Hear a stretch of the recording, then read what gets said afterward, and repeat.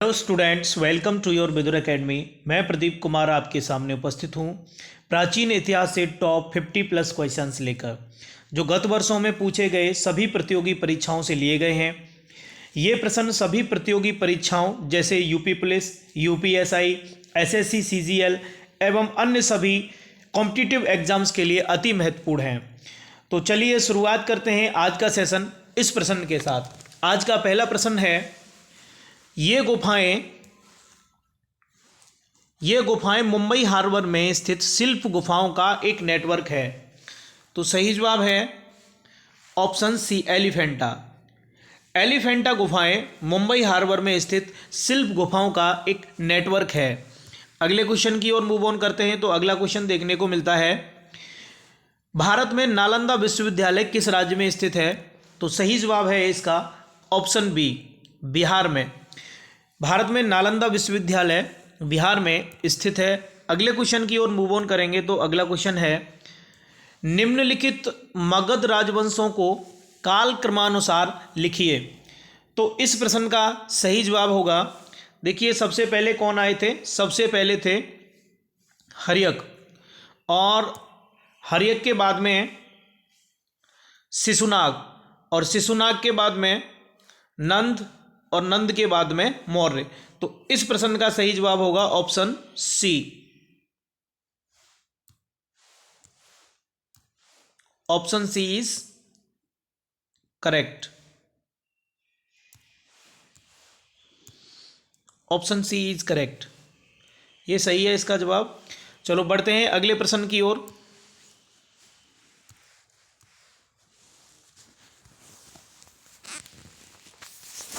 अगला प्रश्न है, निम्नलिखित में से किस देश में हाल में बुद्ध की मूर्तियों को विरूपित किया गया और हटाया गया? तो सही जवाब है ऑप्शन सी, अफगानिस्तान।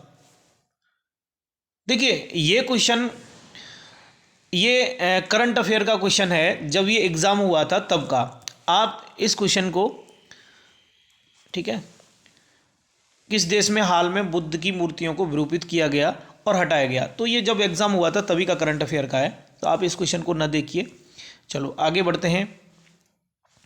निम्नलिखित में से वह व्यक्ति कौन है जो चिकित्सक नहीं है? तो इस प्रश्न का सही जवाब है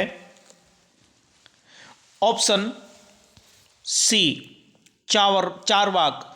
चारवाक एक व्यक्ति हैं जो चिकित्सक नहीं है, बाकी सुश्रुत, चरक, धन्वंतरी ये सभी चिकित्सक हैं। अगले प्रश्न की ओर मूव ऑन करते हैं। तो अगला प्रश्न देखने को मिलता है, प्राचीन युग है। क्या है प्राचीन युग? तो प्राचीन युग ये बौद्ध युग है। चलो अगले क्वेश्चन की ओर मूव ऑन करेंगे। तो अगला क्वेश्चन देखने को मिलता है कि ऐतिहासिक एलोरा गुफाएं किसके समीप स्थित हैं? तो सही जवाब है ऑप्शन 4, औरंगाबाद। ऐतिहासिक एलोरा गुफाएं औरंगाबाद के समीप हैं। अगला क्वेश्चन है,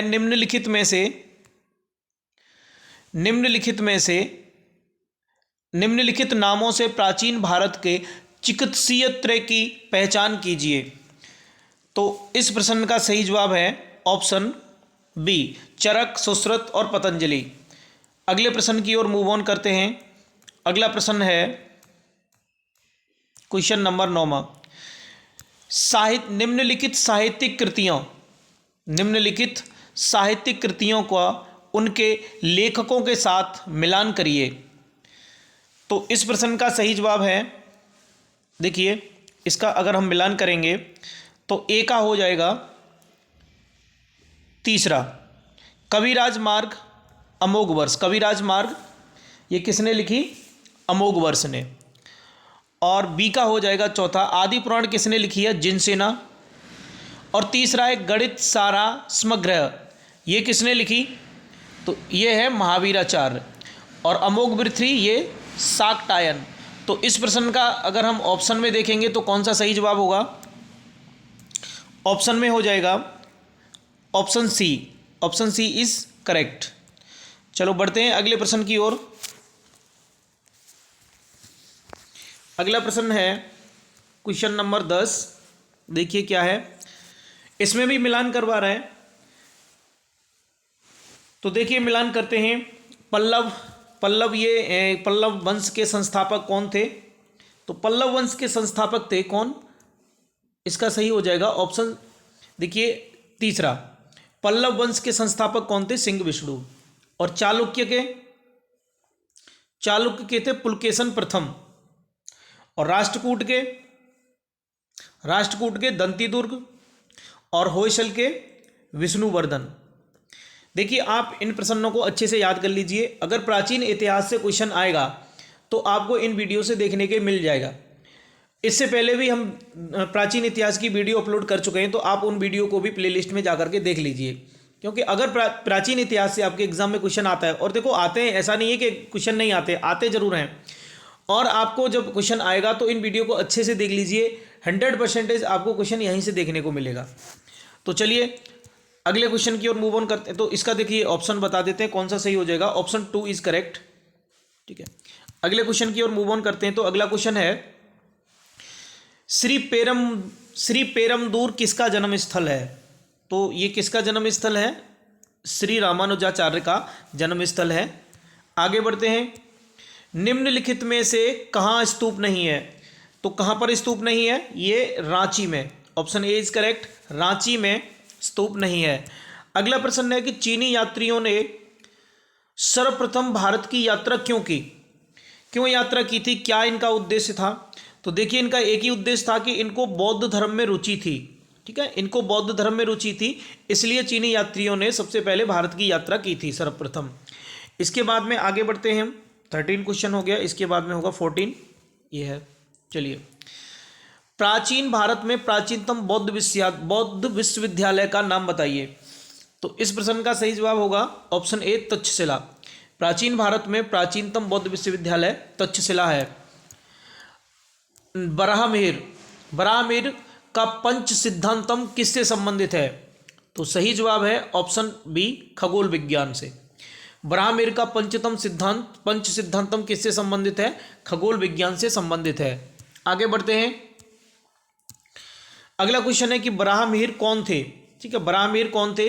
तो इसका ऑप्शन डी सही है। ये एक प्राचीन खगोलविद यानी एस्ट्रोनॉमर थे। हम बात कर रहे हैं किसकी? बराहमिहिर की। तो ध्यान रखिए। आगे बढ़ते हैं। अगला क्वेश्चन है हस्तलिपियों के मूल संस्थापक और कौटिल्य के अर्थशास्त्र के संपादक कौन थे? तो इसका सही जवाब है ऑप्शन सी आर सामा शास्त्री। ये कौन थे? हस्तलिपियों के मूल संस्थापक और कौटिल्य के अर्थशास्त्र के संपादक थे ये आर सामा शास्त्री। भारत सरकार ने निम्नलिखित में से किसके शासक से अपना प्रतीक लेकर अपनाया? तो इंपॉर्टेंट क्वेश्चन है, कोई भी बता देगा, आसान प्रश्न है। तो अशोक। ठीक है, इस प्रश्न का सही जवाब है अशोक। अगला प्रश्न है, आसान है, पंचतंत्र की कथाओं का संकलन किसने किया था? तो इसका सही जवाब है ऑप्शन सी विष्णु शर्मा। विष्णु शर्मा ने पंचतंत्र की कथाओं का संकलन किया था। आगे बढ़ते हैं। तक्षशिला विश्वविद्यालय वर्तमान में किस देश में स्थित है? तो इसका सही जवाब है ऑप्शन सी पाकिस्तान में। तक्षशिला विश्वविद्यालय वर्तमान में पाकिस्तान में स्थित है। अगला प्रश्न है नगर कोझिकोड क्या कहलाता था? तो नगर कोझिकोड कहलाता था कालीकट। ठीक है, जो वास्को डी गामा 1498 में ठीक है कब आया था? 14 और 98 में कालीकट। ठीक है, कालीकट में आया था। ये केरल में है। तो यहाँ के एक राजा हुआ करते थे जिनका नाम था जमोरिन ने इनका भव्य स्वागत किया था। तो इस प्रश्न का सही जवाब क्या है? कालीकट है। चलो बढ़ते हैं अगले प्रश्न की ओर। अगला प्रश्न है ईसा पूर्व 2री सदी में शूद्रक ने मृच्छकट्टिकम नामक प्रसिद्ध नाटक की रचना की जो संस्कृत भाषा में था। तो देखिए प्रश्न इस तरीके से भी फ्रेम हो जाएगा कि मृच्छकट्टिकम किस भाषा में है? तो संस्कृत में। आप याद रखिए मृच्छकट्टिकम का अर्थ क्या है, आपको यह भी बताना है। तो इस प्रश्न का सही जवाब होगा ऑप्शन बी क्या होगा? ऑप्शन बी मिट्टी की छोटी गाड़ी। मृच्छकट्टिकम का क्या अर्थ है? मिट्टी की छोटी गाड़ी। चलो अगले क्वेश्चन की ओर मूव ऑन करते हैं। ये कह रहा है निम्नलिखित में से कौन सा युग्म सही मेल नहीं खाता? देखिए हर्षवर्धन हुइनसांग के दरबार में आए थे। ठीक है, और दरबार में थे। अकबर के दरबार में टोडरमल, ये भी ठीक है। चाणक्य किसके दरबार में थे? चंद्रगुप्त के में, ये भी ठीक है। लेकिन यहाँ पर विक्रमादित्य और चैतन्य, ठीक है, ये सही नहीं है। ऑप्शन डी इज करेक्ट है इसका। चलो आगे बढ़ते हैं। कंबोडिया में स्थित अंकोर वाट का सुप्रसिद्ध विष्णु मंदिर, ये किसने बनवाया था? तो इस प्रश्न का सही जवाब है ऑप्शन बी, सूर्यवर्मन द्वितीय ने। सूर्यवर्मन द्वितीय ने कंबोडिया में स्थित अंकोर वाट का सुप्रसिद्ध विष्णु मंदिर बनवाया था। आगे बढ़ते हैं, अगले क्वेश्चन की ओर मूव ऑन करेंगे। तो अगला क्वेश्चन देखने को मिलता है कि निम्नलिखित में से मिलान करना है कि ये मंदिर है, कौन सा मंदिर कहाँ स्थित है। तो चलिए देखते हैं। ये जो बृहदेश्वर मंदिर है ये कहाँ पर है? ये है तमिलनाडु के अंदर। और दिलवाड़ा मंदिर ये कहाँ पर है? ये दिलवाड़ा मंदिर है राजस्थान में। और लिंगराज मंदिर कहाँ पर है? उड़ीसा के अंदर। और हम्पी ये कहाँ पर है? हम्पी में स्मारक ये है कर्नाटक के अंदर। ठीक है, तो अगर ऑप्शन में देखेंगे तो कौन सा सही हो जाएगा? ऑप्शन हो जाएगा इसका थर्ड। ठीक है, तीसरा ऑप्शन इसका करेक्ट है, आप देख लीजिए। चलो आगे बढ़ते हैं। इनमें से कौन सा युग्म गलत है? आपको गलत युग्म बताना है। ठीक है, तो इसमें गलत युग्म होगा, आप इसको पढ़ लीजिए। इसका ऑप्शन डी गलत होगा। बाकी हिंसांग चीन से था और इब्न बतूता मोरक्को का था और ये मेगस्थनीज कहाँ से? यूनान से।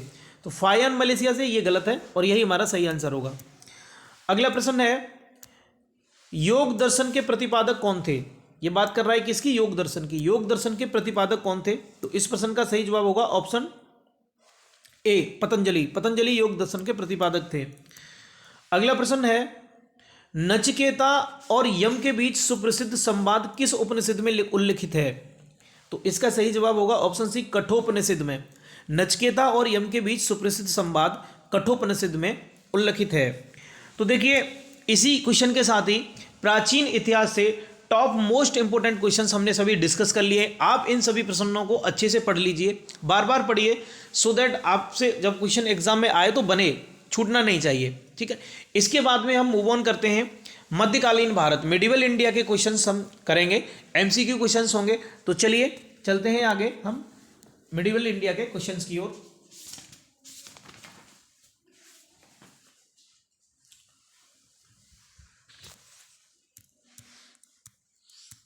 देखिए, मिडिवल इंडिया के क्वेश्चन के टाइप 1 हम करेंगे। तो उसका पहला क्वेश्चन है, उत्तरी भारत की प्रथम महिला शासका जो मुस्लिम थी। ठीक है, आई रिपीट, उत्तरी भारत की प्रथम मुस्लिम महिला शासक कौन थी? तो इस प्रश्न का सही जवाब है ऑप्शन ए, रजिया सुल्तान। रजिया सुल्तान थी उत्तरी भारत की प्रथम मुस्लिम शासका। रजिया सुल्तान किसकी बेटी थी? इल्तुतमिश की। चलो आगे बढ़ते हैं। निम्नलिखित में से वह दिल्ली सुल्तान कौन था जिसकी मृत्यु पोलो खेलते हो गई थी? तो इसका सही जवाब है कुतुबुद्दीन ऐबक, जो मोहम्मद गौरी का गुलाम था और गुलाम वंश का संस्थापक था। आगे बढ़ते हैं। अगला प्रश्न देखने को मिलता है कि दिल्ली सल्तनत का राज्यकाल कब समाप्त हुआ? तो इस प्रश्न का सही जवाब है ऑप्शन बी, 1526 में दिल्ली सल्तनत का राज्यकाल समाप्त हो गया था, जब इब्राहिम लोदी की और बाबर की लड़ाई हुई थी 1526 में। पानीपत का पहला युद्ध था जिसमें क्या है कि बाबर की जीत होती है। अगला प्रश्न है कि दिल्ली के सुल्तान का पद संभालने के माफ कीजिए, दिल्ली के सुल्तान का पद संभालने से पहले बलबन किस सुल्तान का प्रधानमंत्री था? तो इस प्रश्न का सही जवाब है ऑप्शन ए, नसरुद्दीन। दिल्ली के सुल्तान का पद संभालने से पहले बलबन नसरुद्दीन सुल्तान का प्रधानमंत्री था। आगे बढ़ते हैं। चंगेज खान ने जलालुद्दीन का पीछा करते हुए किसके शासनकाल में भारत की सीमाओं पर आक्रमण किया था? तो इस प्रश्न का सही जवाब है ऑप्शन बी, इल्तुतमिश। इल्तुतमिश के शासनकाल में भारत की सीमाओं पर आक्रमण किया था किसने? चंगेज खान ने। किसका पीछा करते हुए? जलालुद्दीन का पीछा करते हुए। चलो आगे बढ़ते हैं। निम्नलिखित में से किसको शक्तिशाली सैन्य बलों के एक समूह चिहालगनी के विनाश का श्रेय दिया जाता है? इसके विनाश का श्रेय किसको दिया जाता है? तो इसका सही जवाब होगा ऑप्शन ए, बलबन को। बलबन को श्रेय दिया जाता है विनाश का श्रेय किसके? चिहालगानी के। ठीक ठीक है, आगे बढ़ते हैं। इनमें से देखिए क्या क्वेश्चन है कि स्वयं को दूसरा सिकंदर, सिकंदर सानी कहलाने वाला सुल्तान कौन था? तो इसका सही जवाब है अलाउद्दीन खिलजी। ठीक है, आगे मिल जाएगा ये। ठीक है, देखिए यहां होगा अलाउद्दीन खिलजी था। देखिए ये है ऑप्शन बी इज करेक्ट है, अलाउद्दीन खिलजी। चलो आगे बढ़ते हैं। आप देख सकते हैं ये क्वेश्चन देखिए बार बार एग्जाम में रिपीट होते हैं। ठीक है, इसलिए आप इन क्वेश्चनों को अच्छे से पढ़ लीजिए। बार बार एग्जाम में ये क्वेश्चन रिपीट होते हैं, इस बात को आप ध्यान रखिए। इसलिए आपको क्या करना है, बार बार वीडियो को देखना है और अच्छे से, सो दैट आपसे क्वेश्चन बन जाए एग्जाम में। किस वंश के, देखो आपको क्वेश्चन एग्जाम में तभी बनेगा जब आप, कोई भी आपसे अगर कोई क्वेश्चन पूछता है, जैसे मान लीजिए कि आपसे पूछता है कि किस वंश के सुल्तानों ने सबसे अधिक समय तक शासन किया, तो आपको इसका आंसर पता होना चाहिए तुरंत कि तुगलक वंश थे वो। मेरा कहने का मतलब है कि आपको ऑप्शंस की जरूरत ना पड़े। अगर आप ऑप्शन के, आप ये बोल रहे हो, आपसे किसी ने क्वेश्चन पूछा बताइए गुलाम वंश का संस्थापक कौन था, और यदि आप उससे ये कहते हो कि मुझे ऑप्शन बताइए तब बताऊंगा, तो मान लीजिए आपकी तैयारी में कमी है। आपको इस तरीके से याद करना है कि आपको ऑप्शन की जरूरत ही ना पड़े। ठीक है, तभी आप एग्जाम हॉल में सही क्वेश्चन बना पाओगे, अदरवाइज गलती करोगे। ठीक है, चलिए, तो किस वंश के सुल्तानों ने सबसे अधिक समय तक शासन किया था? तो इस प्रश्न का सही जवाब था तुगलक वंश। चलो आगे बढ़ते हैं। किस कारण से मोहम्मद बिन तुगलक असफल व्यक्ति था?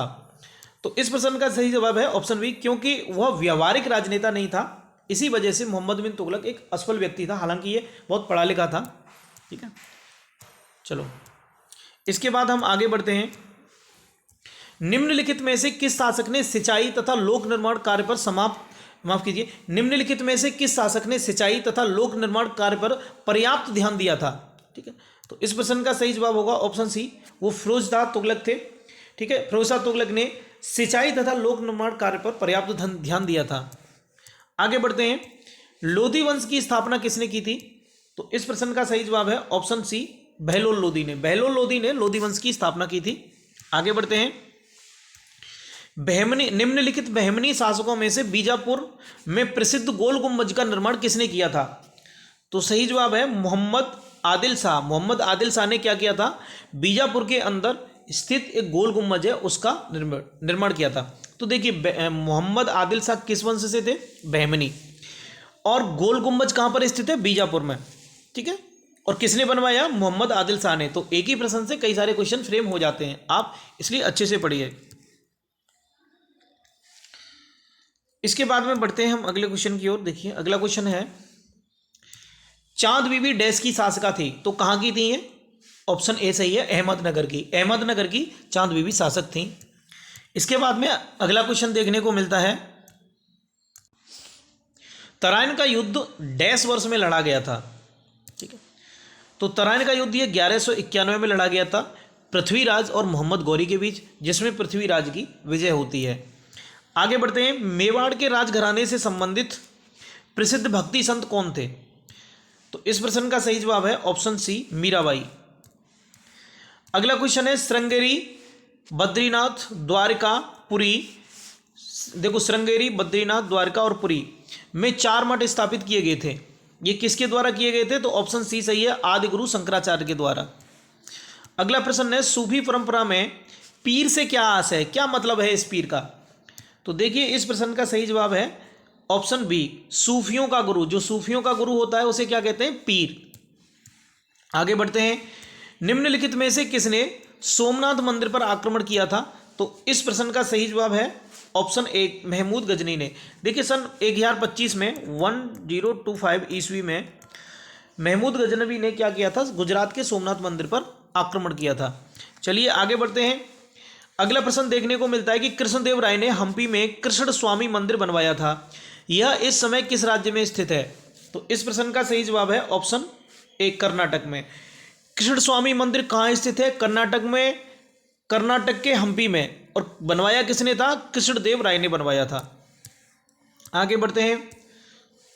निम्नलिखित में से दिल्ली का अंतिम सुल्तान कौन था?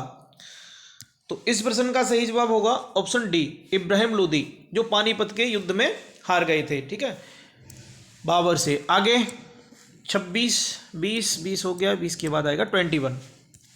तराइन के प्रथम युद्ध में निम्नलिखित में से किसको पृथ्वीराज चौहान ने हराया था? तो मोहम्मद गौरी को हराया था, और यह युद्ध 1191 में हुआ था। भारत में चमड़े की प्रतीक मुद्रा किसने प्रारंभ की थी? तो इस प्रश्न का सही जवाब है मोहम्मद बिन तुगलक ने। मोहम्मद बिन तुगलक ने भारत में चमड़े की प्रतीक मुद्रा स्थापित की थी, प्रारंभ की थी। अगला प्रश्न है, भक्ति प्रचारक शंकर देव ने निम्नलिखित प्रादेशिक भाषाओं में किसका उपयोग करके उसे लोकप्रिय बनाया था? तो सही जवाब है ऑप्शन डी, असमिया। असमिया क्या है? असमिया एक भाषा है और इसका उपयोग करके उसे लोकप्रिय बनाया। किसमें उपयोग किया था? भक्ति प्रचारक में। किसने किया था? शंकर देव ने। अगला प्रश्न है, अमुक्त माल्यद किसकी रचना है? तो इस प्रश्न का सही जवाब है ऑप्शन ए, कृष्णदेव राय की रचना है। क्या? अमुक्त माल्यद। अगला प्रश्न है, देखिए, पृथ्वीराज चौहान को मोहम्मद गौरी ने किस युद्ध में हराया था? तो इसका सही जवाब है ऑप्शन बी, तराइन का द्वितीय युद्ध हुआ था 1192 में, तब पृथ्वीराज चौहान को मोहम्मद गौरी ने हरा दिया था। आगे बढ़ते हैं, तालीकोटा, तालीकोटा की प्रसिद्ध लड़ाई कब हुई थी? तो तालीकोटा की प्रसिद्ध लड़ाई हुई थी, इसका सही जवाब है ऑप्शन ए, 1565 में। 1565 में तालीकोटा की प्रसिद्ध लड़ाई हुई थी।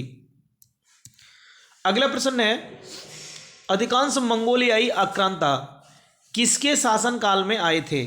तो इसका सही जवाब है ऑप्शन बी, अलाउद्दीन खिलजी। अधिकांश मंगोलियाई आक्रांता अलाउद्दीन खिलजी के शासनकाल में आए थे। अगला प्रश्न, खलीफा से प्रतिष्ठापन पत्र मांगने और प्राप्त करने वाला प्रथम सुल्तान कौन सा था? तो इस प्रश्न का सही जवाब है ऑप्शन ए, इल्तुतमिश। इल्तुतमिश कौन था? खलीफा से प्रतिष्ठापन पत्र मांगने वाला प्रथम सुल्तान। आगे बढ़ते हैं,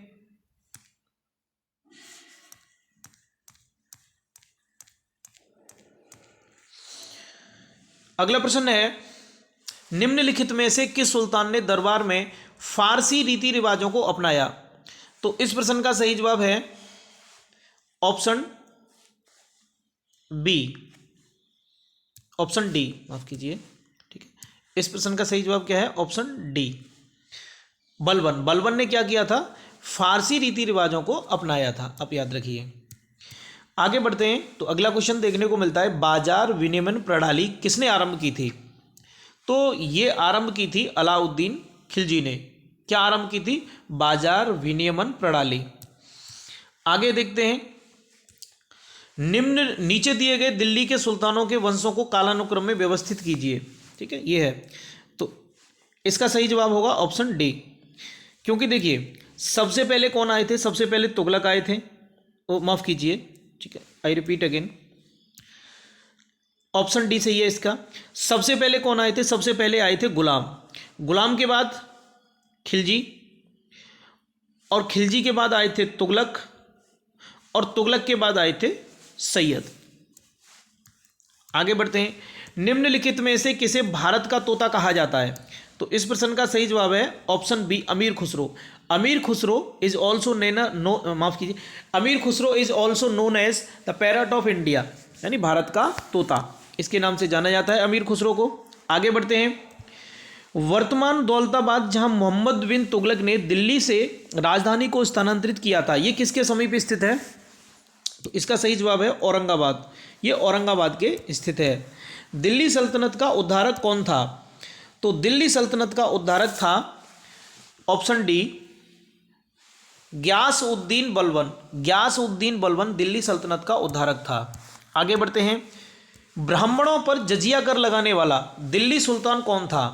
तो जो ब्राह्मणों पर भी जजिया लगा दिया था, ऐसा शासक कौन था? उसका नाम था फिरोज तुगलक। आगे बढ़ते हैं, दिल्ली सुल्तान का शासन कब प्रारंभ हुआ था? तो ये हुआ था कब से? दिल्ली सुल्तान नहीं होगा, दिल्ली सल्तनत होगा यहाँ, ठीक है, दिल्ली सल्तनत, यहाँ टाइपिंग एरर हो गई है, दिल्ली सल्तनत।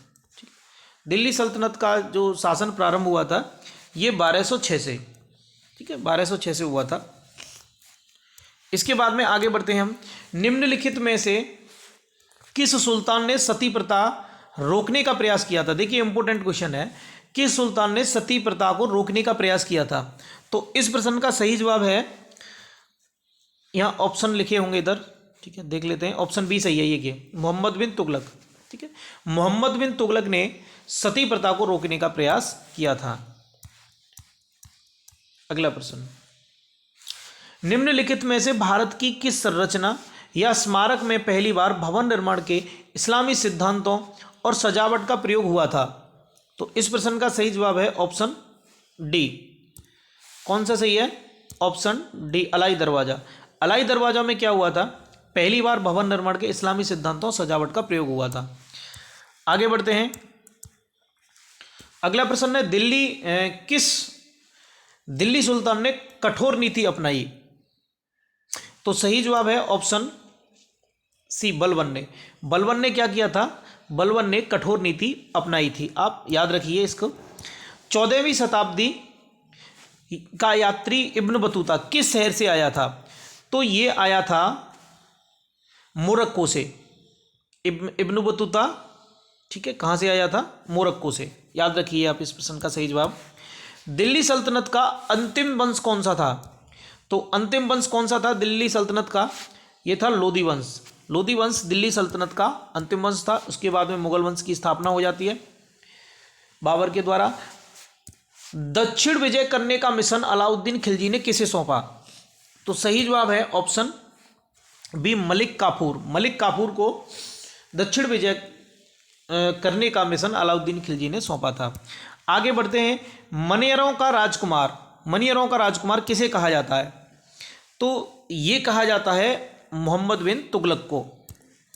आगे बढ़ते हैं। अजमेर में 2.5 दिन का झोपड़ा ये किसने बनवाया? तो ये बनवाया था कुतुबुद्दीन ऐबक ने। कुतुबुद्दीन ऐबक ने अजमेर में 2.5 दिन का झोपड़ा बनवाया। आगे बढ़ते हैं और आज का ये अंतिम क्वेश्चन होगा, अमीर खुसरो कौन थे? तो अमीर खुसरो एक कवि थे। तो आज के लिए बस इतना ही। यहाँ से आगे हम नेक्स्ट वीडियो में डिस्कस करेंगे। अभी तक आपने चैनल को सब्सक्राइब नहीं किया है तो चैनल को सब्सक्राइब कर लीजिए, सो दैट आपको टाइम टू टाइम नोटिफिकेशंस मिलता रहे। और वीडियो को ज़्यादा से ज़्यादा अपने दोस्तों में शेयर कीजिए। और अगर आपके दिमाग में कोई विचार बनता है और कोई कुछ क्वेश्चन पूछना है तो आप कमेंट बॉक्स में टाइप कीजिए, ठीक है? आप कमेंट बॉक्स में टाइप करके पूछ सकते हैं। और अगर वीडियो अच्छी लगी है तो उसे लाइक कीजिए। Thanks for watching. मिलते हैं अगली वीडियो में।